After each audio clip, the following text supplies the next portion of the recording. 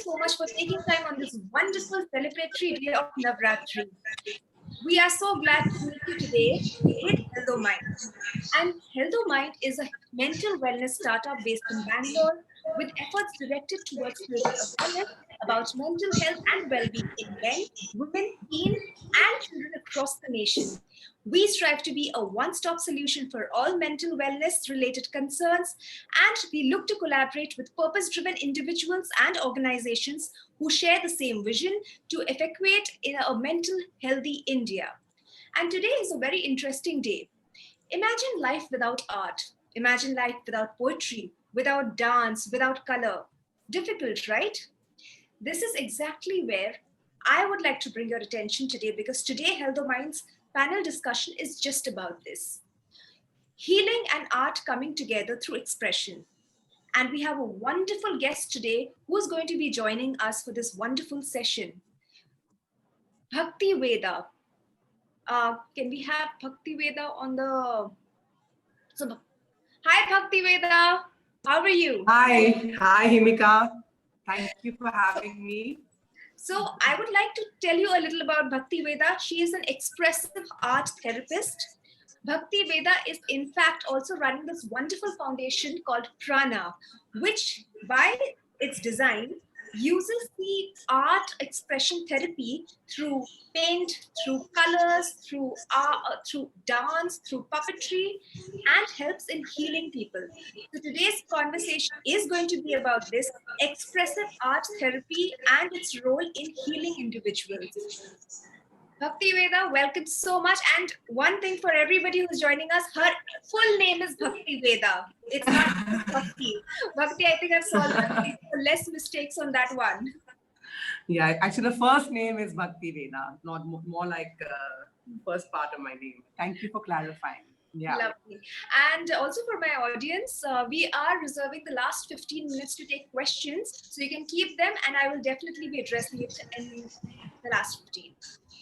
So Bhakti Veda, we will start here. And I remember we had this very beautiful conversation the last time I spoke to you about the expression of art therapy right from the Stone Age. I mean, man has been using art to express through carvings on caves, etc. So really, while we are talking so much about saving art in today's day and time, tell me something. Has art been saving humanity from the beginning of civilization? What is your take on it? So first of all, I have this picture up on the screen. Can you see me? We can see the picture. All right. So first of all, I have this picture up on the screen. This is a picture of a little baby. And the reason why I put this picture up is because I wanted you all to understand that the first thing a small baby does when they come onto this earth is they express themselves through a little bit of a hand gesture and through sound. So they're making sound and movement right at the primal beginning of their journey on this earth. Okay. So if you break up and break it down to understanding what is art, and if you simplify it to just basic expression and sound, it has started right even before we were born in the womb, you know. But talking about like the Stone Age and human civilization, as you asked, even the cavemen, way before even language came out to be, cavemen actually used to communicate. Ravi, go to the next slide. Cavemen used to communicate to people like about, you know, issues of oppression, issues of, fear, issues of community. Next slide, Ravi. Even how the cavemen used to even talk about being together or being in a tribe. They expressed themselves in an artistic manner because they didn't have any language to express at that time. So yes, in my opinion, art is as old as us. Wonderful. But tell me something. Now we see expression of art changing through time, or rather through age. And Mm-hmm. when a child begins to express versus what happens to him or her as they get older, I think it also tends to lose its genuinity a little. Is that true? Do we become more careful and in the process also lose our genuineness with expression? Of course. Ravi, you can do the next slide. So, Pablo Picasso, who was a very famous artist, he once said that we are all born artists. The problem is remaining one when we grow up. And what is actually happening in today's day and age is that there is so much conditioning that is happening on the human mind that we are actually losing sense of our imagination actually. So, when you go to an art class in school, a teacher asks you to copy a flower, and the best student who's copied that image the best is, regarded as somebody who's the best artist. But they are slowly restricting the idea of self-expression through art, because we're always trying to find a goal-oriented purpose. Like when I draw something, we're always asking, what should I draw? How will it look? It's always an end-oriented and a goal-oriented story. But we're totally losing that aspect of ourselves as we are conditioning ourselves throughout the journey of life. And it's only like later on in life when we think that we need to start unlearning what we've learned again to be able to express ourselves. Yeah. Sad, no? That we almost lose our genuineness in the process of growing up. It's really sad actually. But hey, there is this field here to get you back to your inner child. That's exactly what we are going to be talking about in my next question. So, what really is Mm-hmm. Expressive Art Therapy? Can you tell me a little about the history, how this came to be? I mean, you are the master of the field, so let's hear it from you. Okay. So, um, by definition, or so, we can say that expressive art therapy uses different artistic modalities like dance, like music, drama, puppets, art, anything that can be used as an expression that comes from somebody's truth, from somebody's lived experience. So, I can basically ask, like if I ask an actor to act out a scene that he is, rehearsing, it's okay, it's not therapy for him. But if that actor was actually acting out a conflict that he was going through in his life, that would be therapeutic for him because he'd have realizations that he normally wouldn't, because the content of the subject is the self. So in expressive art therapy, we really honor spontaneous creation. We honor what is not planned. We honor what is just coming naturally from a subconscious level. So when you're doing this, really, you can understand the core issues that are happening in your body, because sometimes we give so much importance on words कि मेरा sir दुख रहा है, मेरा ये हो रहा है, मेरा वो हो रहा है. We're finding reasons to explain our physical symptoms, but we don't actually realize that there could be an underlying problem under that. And if you express it on a subconscious manner through art, those problems can come up to the surface. So let me also tell you a little bit about how this field came to be and how expressive art therapy was formed. Ravi, you can do the next slide. So Darshana, can you please message her that not to take my name? sure, Ravi, no worries. Thank you. So, so shamans believed that basically when the shamans used to heal people, the previous slide, please.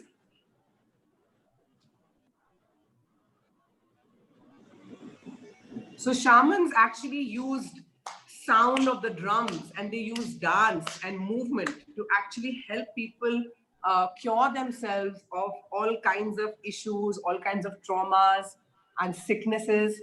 And they believed that using the sound and the movement of the drums and the dance, they could actually alleviate people's traumas and have the person back to a state of balance and wholeness.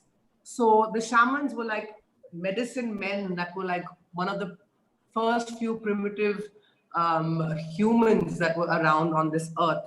So I feel like one of the seeds of expressive art therapy was carried on from the whole holistic idea of mind, body, soul being one integral story, where the mind and the body and the soul are not different.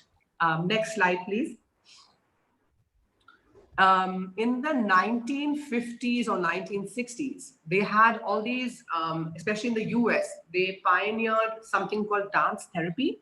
That's because around that time, there was a lot of emphasis on choreography and ballet and rigid structure.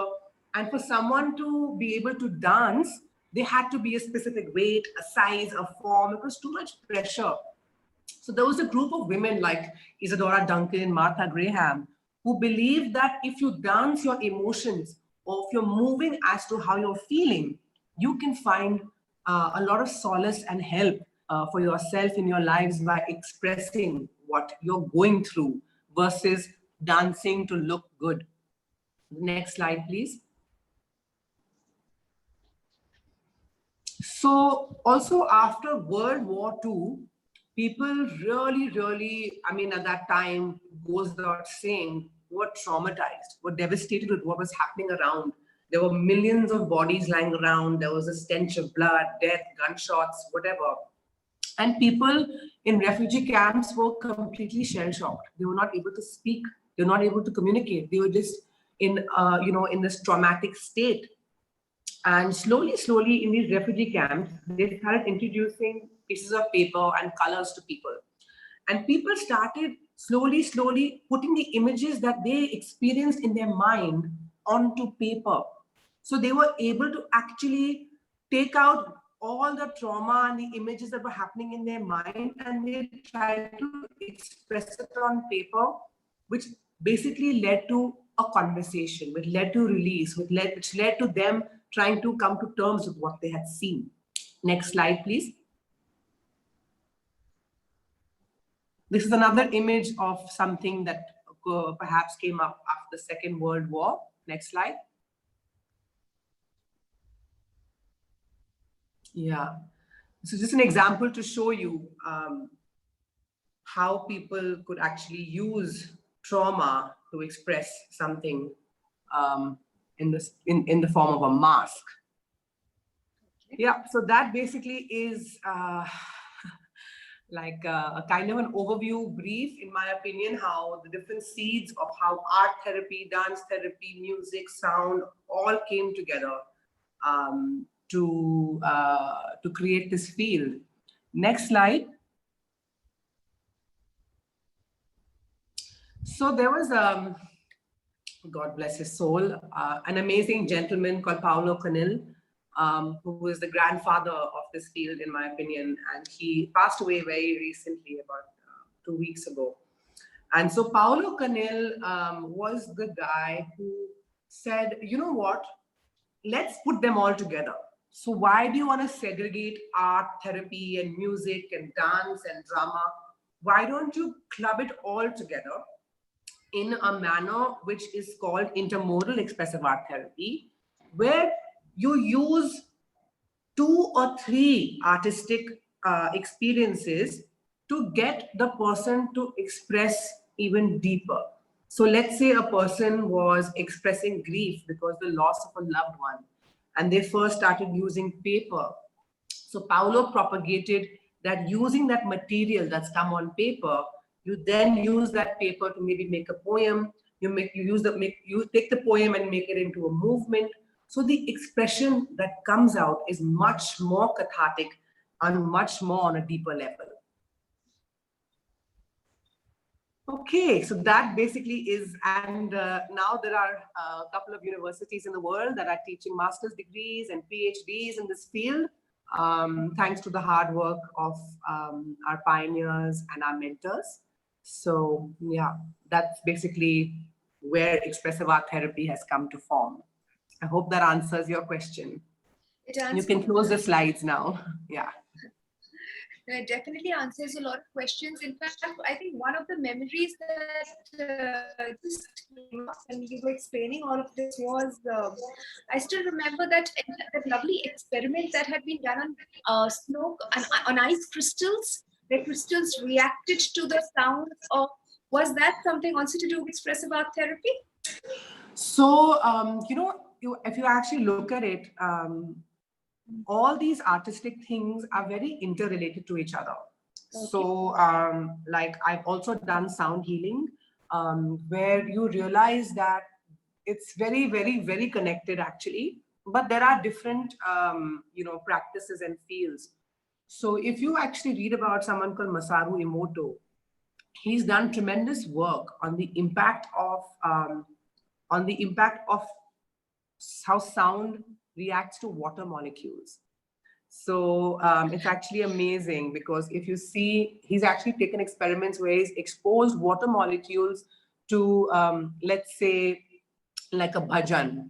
And then he's taken a water molecule and like put it next to like a really like cacophonous experience. And the water molecule actually creates a shape based on the sound that the water is hearing. So if you think about it, 70% of our bodies are made up of water. Okay, the way we absorb and the way we react to our influence is also a lot to do with the impact that sound and images and vibrations have on our bodies. So there are things that are happening inside us that we have no clue about. And we are just going further and further and further and further and further away. Like, I really feel that so many billions of dollars are being spent every day to try and find new vaccinations and new medications, which is great. I'm not like discounting that. But I feel like really we need to also spend the same amount of money to go back into what our indigenous cultures talk about. What does Ayurveda talk about? Where are we going far away from the truth, from the earth, So it all kind of comes together because it's all coming from within you, from your subconscious. So yes, water and things around you definitely affect your state of mind and your state of being. I think that's a wonderful thought. I think two important points coming out. One, look back, and second, look within. Maybe that's going to heal us better than looking beyond or forward all the time. That's all you need to do. And we're busy trying to like make unrealistic ideals of what our life should be. When life is not a fairy tale, you need to create your fairy tale by looking inward, not by finding a prince and a horse, which doesn't exist. Yeah. Prince horses, it reminds me of literature. Okay. Now in literature, we see different kinds of patterns emerging. I remember reading Charles Dickens at some point, and most of the stories used to be a lot about a child working in one of those glass shops or metal shops. And then later, when I read about his own life, there was a time in his life where he had to work in one of these kind of factories. The president had a very easy childhood. So we see a lot of artists creating a lot of humor, a lot of happy art, while with some there is more tragedy, more melancholy, nevertheless very brilliant, but still sad versus happy. Now, I want to know that from an artist point of view, does that also somewhere showcase his or her state of mind with the kind of art that they express? So, I would say that art comes from somewhere within, from the soul. So, a person can find inspiration to paint, looking at nature, looking at an object, looking at something and paint something. But that painting really will have no meaning and have really no depth because it's just taking something and copying it. But if you truly, truly understand like the famous artists who've made really like deep paintings or paintings that are left for your imagination, you realize that the person's state of mind when they have created that art is also a very important point to factor, because ultimately that that depth and that trueness that comes out comes from their own lived experience. So if I have gone through a trauma in my life or a tragedy, and I am an artist and I'm painting from my heart, what will come onto my canvas is what I have gone through. My own lived experience is my understanding of the world. So that is what kind of comes out on paper through art, if because it's a means to be expressed, it's a means to be heard. Like how, as I talked about earlier, all of us need a friend or a hand to hold or someone who can listen to us, or a canvas where we can draw how we feel. you know I feel like art is something that can really bridge community, that can build relationships, that can give person a sense of identity, of purpose, and you can truly understand a person's state of mind by the depth of their spontaneous expression. And you'll only understand pain until you feel it, and you can only release the pain. And art can definitely help release the pain. Oh, lovely. Interesting. That's like a lot of. It's a lot. I mean, when people ask me what is expressive art therapy, I take a deep breath first. I'm like, come for a session, you'll understand. It's actually really simple. It's really easy. It's just, it sounds really out there, but when you're doing it, it's so basic, it's so primal, and it's so essential. It's like looking into somebody's mind, right? With a microscope. Looking in your own mind. Mind. So from looking into your own mind now to exactly what the art involves, what a session would involve. Please give me some examples of expressive art therapy sessions or something that, how do you do this? What really happens?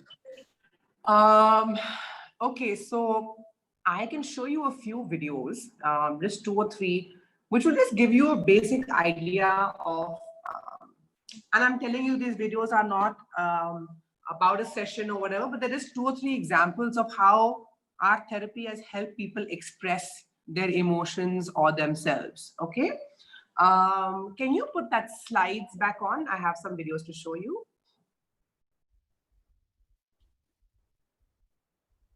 If you just go higher up. No, not this video.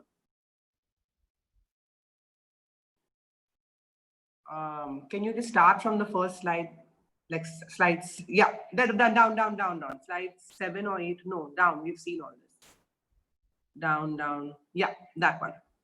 So this video which I'm about to play for you, I just want to give you a heads up. Don't play it yet, please. So I had given a bunch of art materials to my students, and I had asked them to try and make masks about themselves. Okay. So the idea was that, all of us, we have 2 sides to us. One side is how the world views us, how we look on a very physical level, like, okay, you judge people based on how they look on a purely physical level. And the other side to ourselves is what is happening inside us. How do we feel? Like if I'm somebody who looks like an outgoing person, but I might be very shy inside. So this activity was predominantly used to make people explore how the world perceives them and how they perceive themselves. So just a small example of one of my students. You can play it now. How people perceive me. This is my chashma, my uncontrollable hair. All the time, so and why the blue color? Because majority of the time when people start talking to me, अरे हमें तो लगा था कि आपको बहुत attitude होगा. अब बहुत ऐसे you don't look very welcoming, and people think I'm very assertive. So this is what the feedback I've always got from people. But then actually, I am very friendly. That's what I feel. I have my own set of rules that I don't display it in front of everybody, maybe. But then, yeah, this is me. There's a lot of color, and I love a lot of colors. And again, my uncontrollable hair, which I really like. And this, I made it like some kind of a superhero. I think I am like that. So, hidden powers which I don't like to actually show it to everybody, but I have them. And those who are close to me, they know that.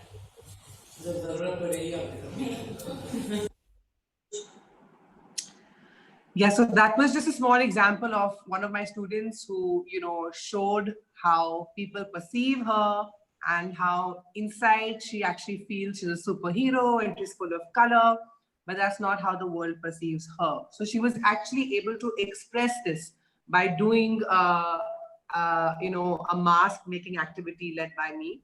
And ultimately, one never addresses that. So it was interesting for her to actually put that on paper and talk about it. There's another video I want to show you. You can go to the next one.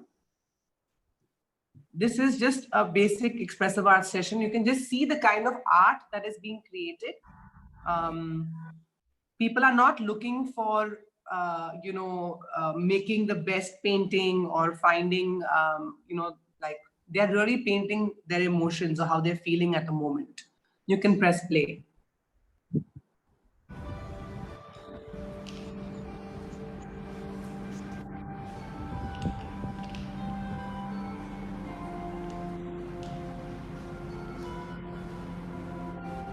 So it doesn't really matter what is coming out, but that scribble, that doodle, that emotion that comes out is what is therapeutic.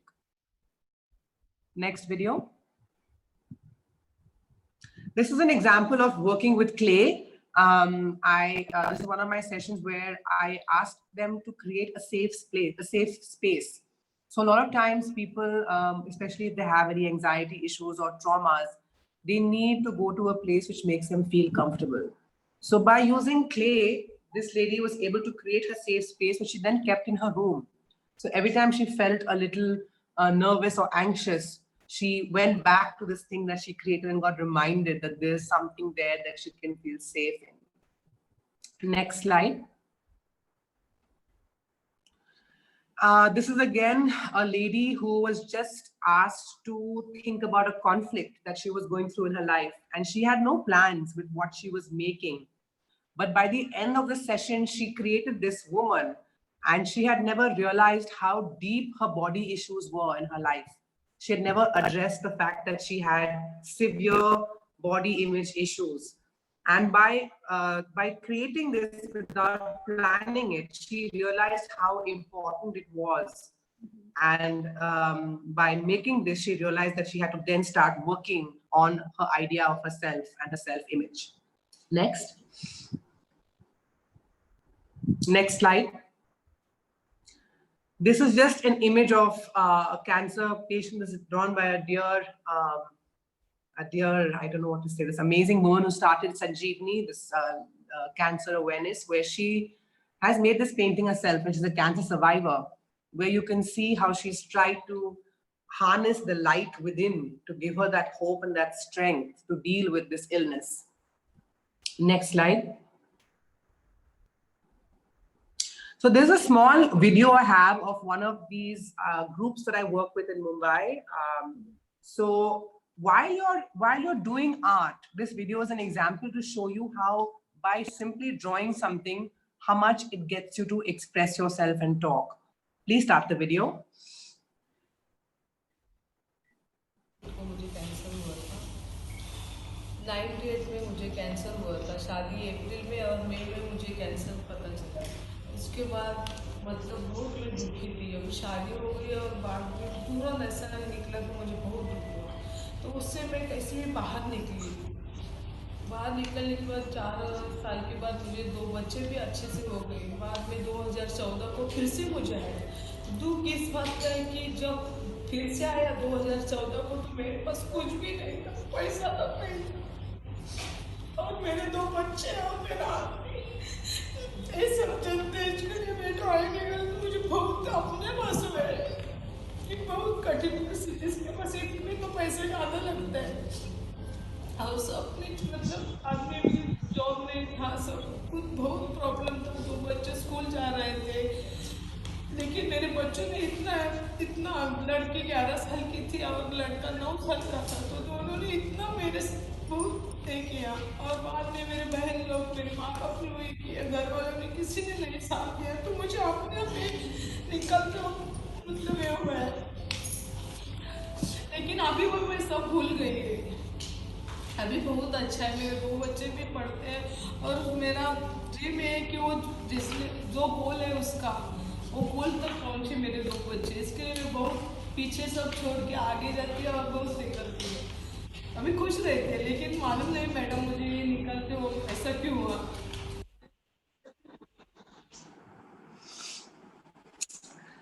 So, yeah, so what really moved me about this video, of course, is, of course, she's gone through what she's gone through, which is really sad.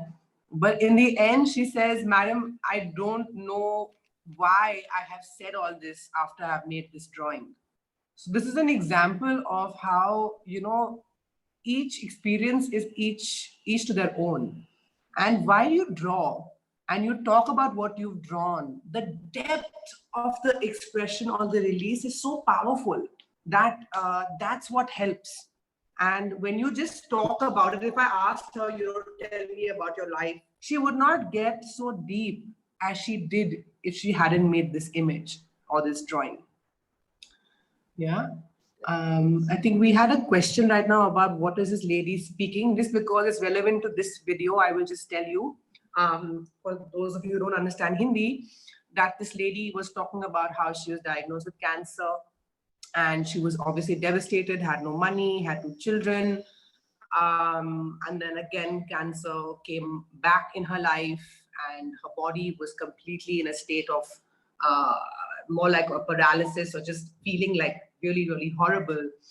And now how she's relating to the lotus, and how she's gone and transformed herself to feeling happy and at peace. And this art depicts her journey from feeling there to feeling like a flower. And this will help her because whenever she looks back at this image, she knows that what happened was the past and it's no longer with her. She can now focus her energies on the positive side of the painting. Yeah, so that's that. Very interesting that she actually, drew the lotus to have that thought come, because we all know as practitioners at some point or the other, the lotus represents a lot of great things in the yogic way of life. So, beautiful, choice. I wonder how it came to her, but then it came to her, and that just speaks about how genuine the whole exercise could be. I have so many examples like this. And what's really powerful about art is the idea of symbolic transference. Like one image, like some people, whether you want to draw the eye or the flower or a bird, all these things have a lot of power in terms of symbolic expression. So even symbols have so much emotions and meanings and faith and ideals and everything. So even by writing one symbol down, you know the power of the symbol. Like, in India, in front of all the pujas or any kind of like festivals like Navratri, you see them making the swastika, or you see them writing a symbol that contains so much power that one artistic symbol can actually give somebody or make that space a different energy.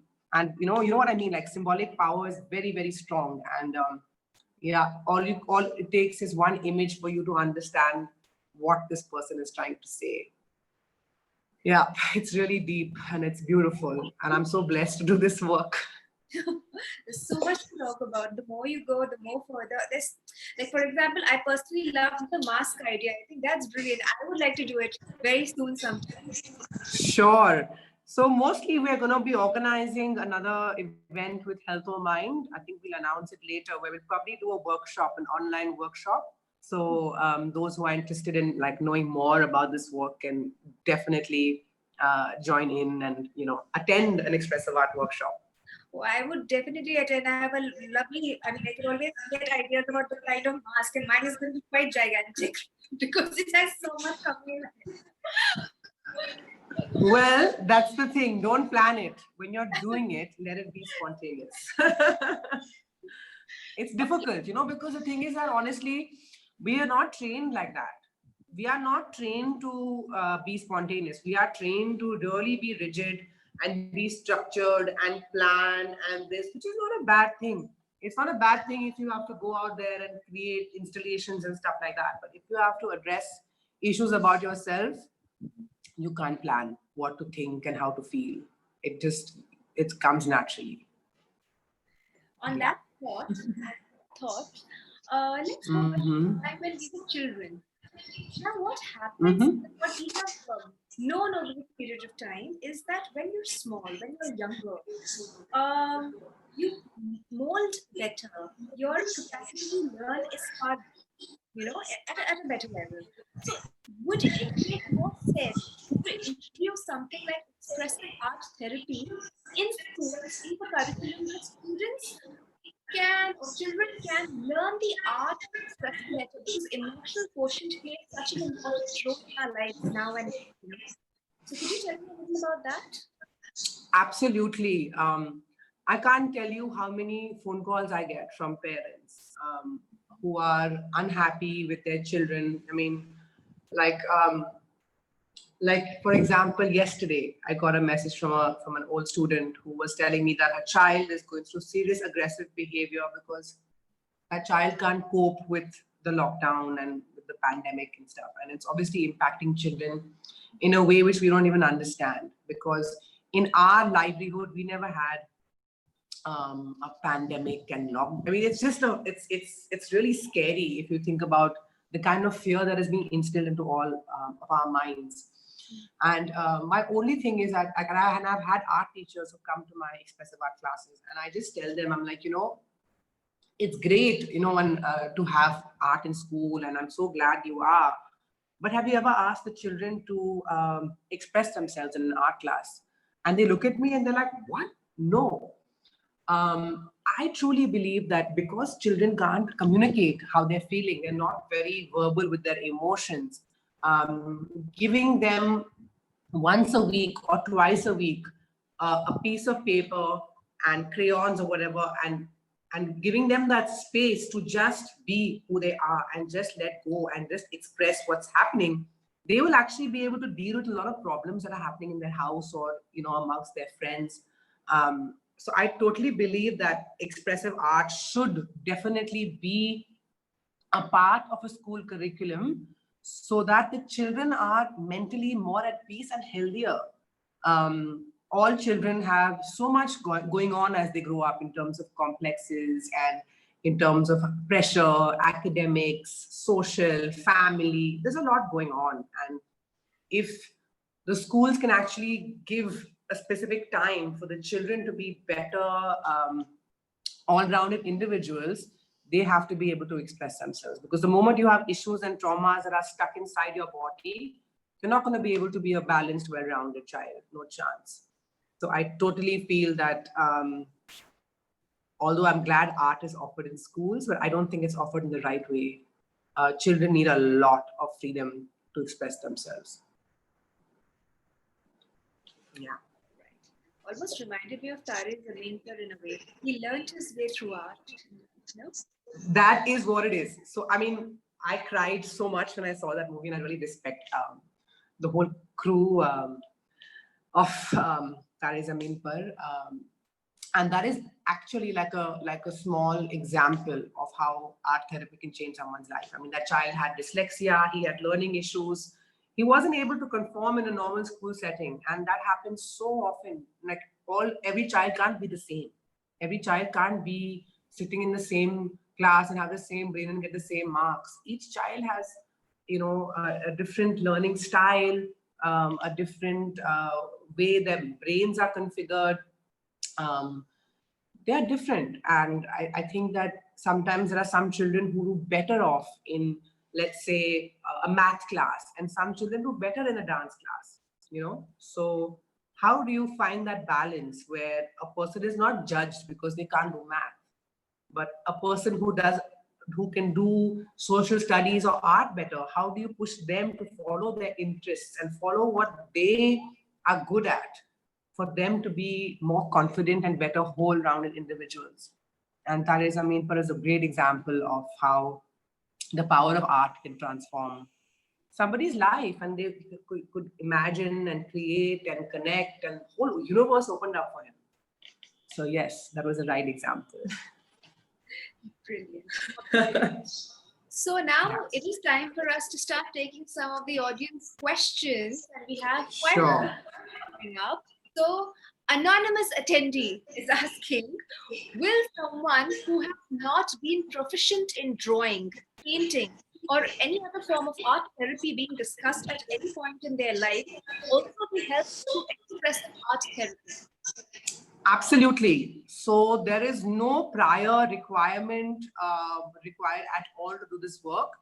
And as I said earlier, like creativity is our birthright. Art is something that like all of us can pick up a pen and crayon. Like, I speak to so many of my people who come for my sessions and they're like, oh, I have not picked up crayons since school. I look at them and I'm like, fair enough, because in school you were told that you're not an artist. So because your neighbor was the best artist in class, you told yourself you're not an artist. So you made that mind block in your head, ki boss, main artist nahi hu, mujhe nahi karna aata kuch. And you never obviously bought crayons or paper or ever attempted to draw because you've told yourself that you are not an artist. But expressive art therapy honors anybody and anything. Okay, so technically, even if, for example, if you're angry and in expressive art therapy, you are scribbling and doodling and all of that, that is fine, as long as whatever you're doing is a part of expressing your emotion. So you don't have to be an artist or a dancer or nothing. You just have to be an eager person to learn about yourself. That is so sad what happens in school a lot of times. But it happened with me. I loved dancing, but I was told, and I've enrolled for Bharatanatyam classes, and I was told, you don't have the rhythm that this person has or that person has, and eventually I gave it up.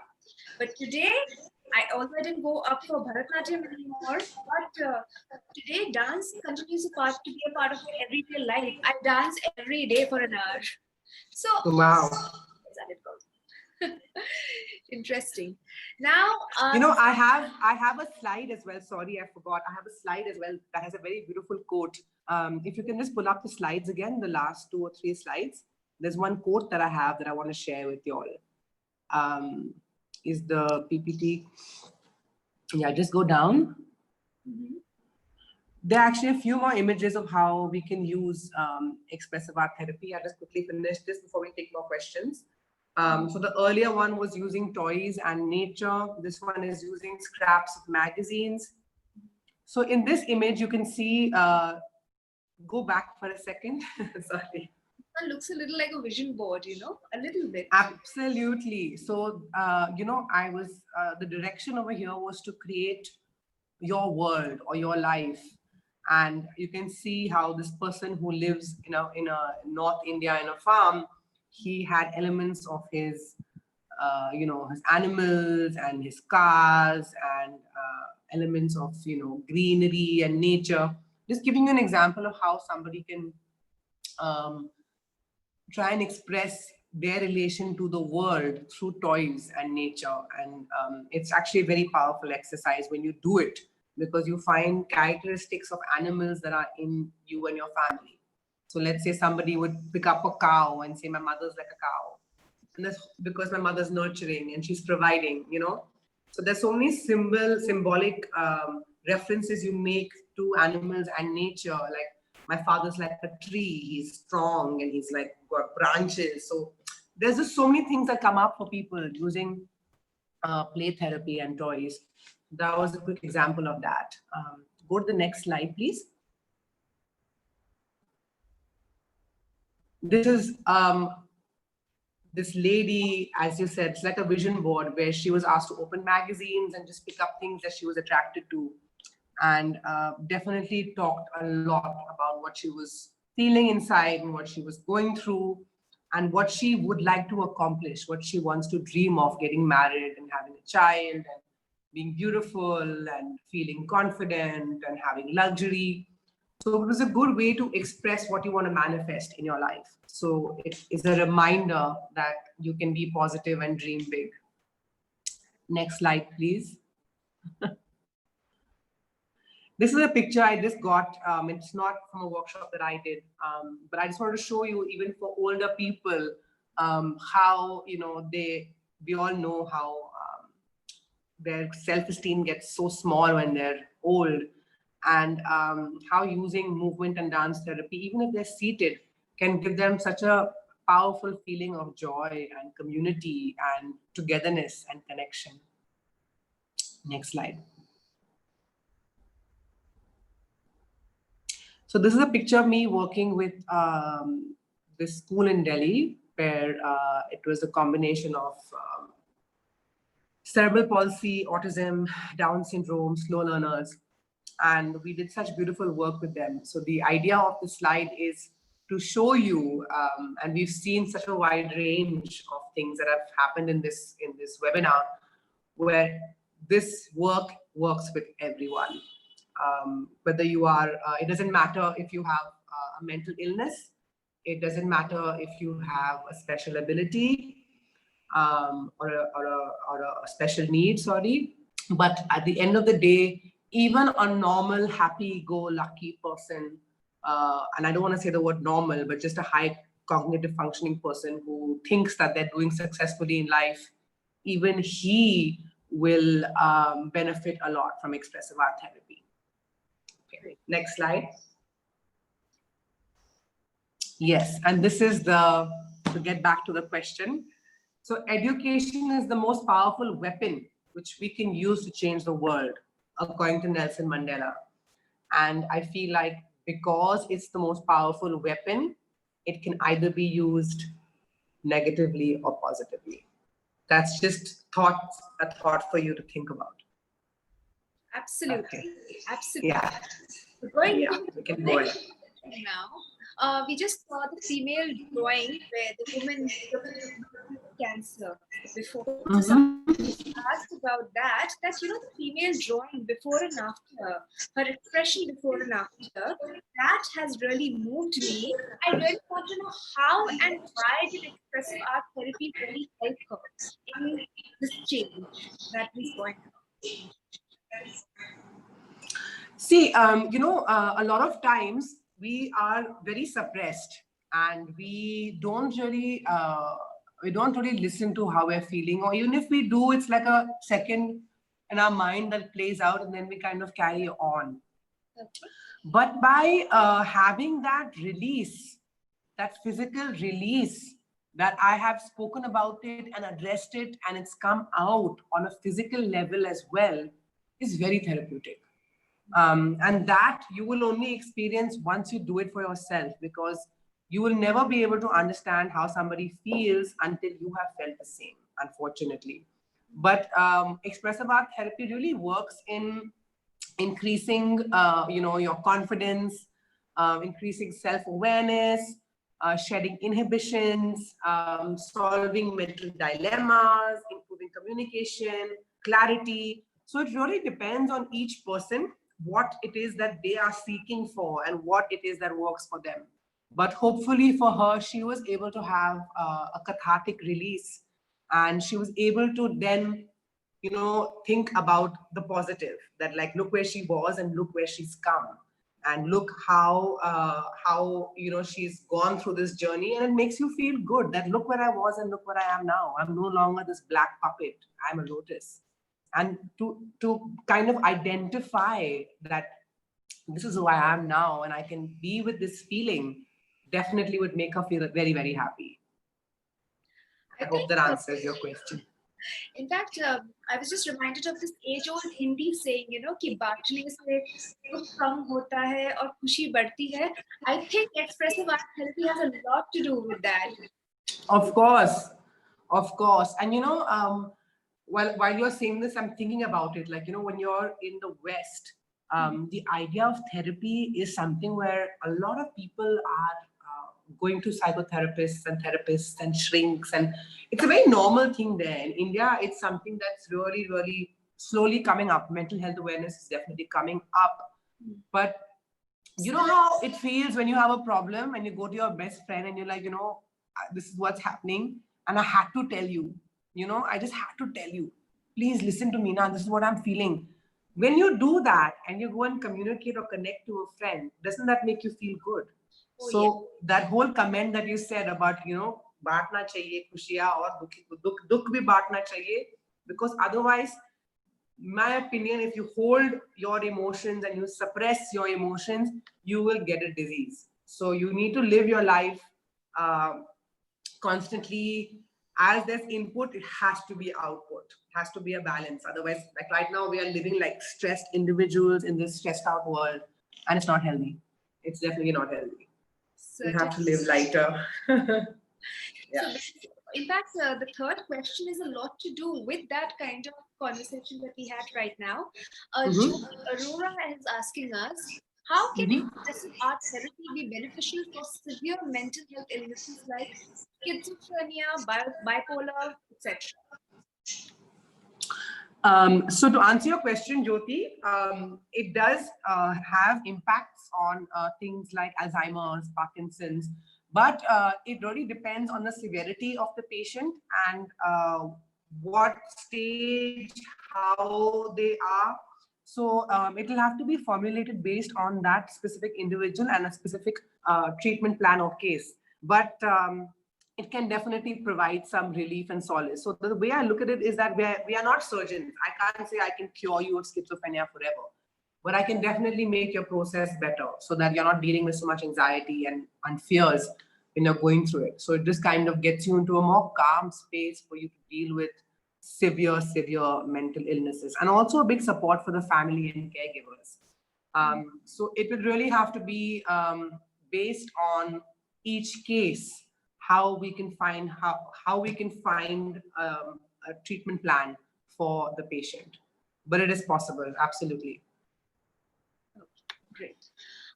We have another question from Manohari, and this is a little tricky from, so what if there is a certain client or a certain patient who is not able to explain enough through her painting or through her means of art?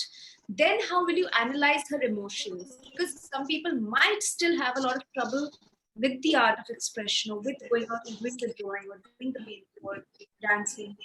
How do you then, what is the next step? So the painting is basically your substance, okay? It is the basis of the content or the text, the body of the matter. So if, for example, a client is not able to explain, and I'm not asking you to explain, what happens is that's where I come in. I will try and have a dialogue with you that slowly starts getting you deeper into the painting. And if at all it's not working, I would probably ask you to use that same content in another art form. And that question will be answered when you are doing a session, because very rarely have I found that a person can't explain what they've made, because technically that whatever they've drawn comes from, like I have sometimes someone's like, I don't know what I've drawn. I don't know what's come. And I'm like, you know what, let's talk about it. And then as we go deeper into the conversation, definitely there's some context for working deeper and working more further. But there are times where people are stuck. But being stuck is a good thing where I'm concerned, because then that gives you more push to move with it and to move out of it. So I will not analyze her emotions, but I will help her to analyze her own emotions. I hope that answers your question. Certainly. So there is another question now. Okay, Sharika has a question saying, how can expressive art therapy help individuals with PTSD? PTSD is post-traumatic stress disorder. Yes. Sharika, I don't know if you saw my slides earlier about the World War II. That's an example of severe post-traumatic stress disorder. And expressive art therapy can definitely help PTSD, because PTSD normally is a trauma that is stuck within the body and the mind. And by using symbols, by using art, by using a very gentle manner of expression, it can definitely start the journey of releasing the trauma, of releasing the pent-up emotions and the pent-up anger and anxiety and stress. So it can definitely help with PTSD. Whereas multiple personality disorders, your question is how it can help individual people in order to understand themselves and personalities better. Yeah, so also to talk about your question on multiple personality disorders. Expressive art therapy really helps you to kind of find yourself, to kind of honor a very a holistic aspect of you. So we could definitely try and, I mean, I wouldn't say solve the multiple personality disorder, but definitely try and find a way for the person to understand themselves more and find a more balanced view about their life. So, you know, as I was saying, it really depends on each person, how severe, what is going on. It's not something that I can generalize and say that this is the formula for everyone, because each of us is unique and each of us have our own issues and traumas and genetics and lived experience and things that we have to achieve and accomplish. And there's a lot, and each of us is different. So the beauty about this work is it's not like a crossend here, take this and go home and you'll be fine. You have to really be committed to help yourself, and that's when this work will support you.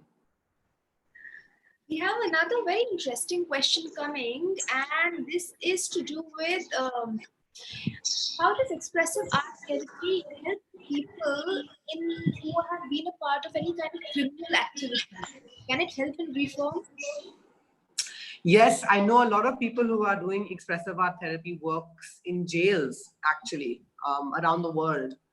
And it definitely helps because sometimes, let's say, like a criminal mind could be having a lot of issues of guilt or realization, or, you know, having something that they need to realize for themselves. And expressive art therapy can definitely it just adds a lot of positivity into one's mindset and a lot of clarity and self-realization. So that person who is a criminal going through the artistic process would definitely have a more clearer perspective as to why he committed the crime, what is going on. In short, it will definitely help him. Yes. Lovely. So most of our questions are done. Now it's time for us to say goodbye to you. Thank you so much, Bhakti Veda. Wrap up. Brilliant session. I personally enjoyed it a lot, and I'm really looking forward to the workshop that we discussed. And I hope we can flash the details soon about that. A little bit about it, if you want to tell the audience what all. Yeah, so it's actually still in discussion mode, but I will be doing a session with healthOmind where we're going to be doing a expressive art workshop on dealing with uncertainty. And stay tuned with healthOmind for you to get more details on that and dates. But I was just thinking that with the current scenario of the pandemic, everybody's having a really big problem with dealing with the uncertainty in life. Nobody knows when it's going to end, what's going to happen. So we'll be doing an expressive art session on that topic. And also, before I say bye, I'd love for you all to know that I am on Instagram. My name on Instagram is Praanah_expressive_art_therapy. Maybe you can pull up the last slide with my details on it for anyone who wants to find out more information or contact me. Please feel free. And I want to thank you, Himika, for being a great host. And it's been a joy talking with you. And I really want to thank Suraj and his whole team, Ravi and everybody else at healthOmind for organizing these awesome initiatives, because this is something so relevant to all of us. And we just have to open our minds and accept that life is not the way we thought it was or we think it is. There's much more beautiful and deeper things that we can access. Lovely. There are a lot of thank yous coming in for today's session. So on that note, we will say a goodbye. Brilliant session, brilliant ideas, brilliant initiative. And I really wish all of us, it is a season of indulgence now, and for the next few days, let's indulge a little more into expression and art. It will do us a lot of good, right? Absolutely. And thank you, healthOmind, and to all the guests who joined us. We shall meet soon again. Cheers. Thank you. Have a good Navratri and a safe festival time. Please be safe, guys. I don't know what else to say. Be safe and be happy. In fact, yeah, Bye. in fact, Take what's care. nice is the season of art is almost around with Diwali and the lot of Rangoli that we are going to see very soon. How nice. Absolutely. And Navratri is all about dancing. 9 days of dancing. So our religions and our festivals are all connected to it. It's all there. It's there. We just have to see it with those eyes. Art is within us. Yes. Absolutely. Better times ahead. Absolutely. Take care. Thank you so much. Thank you.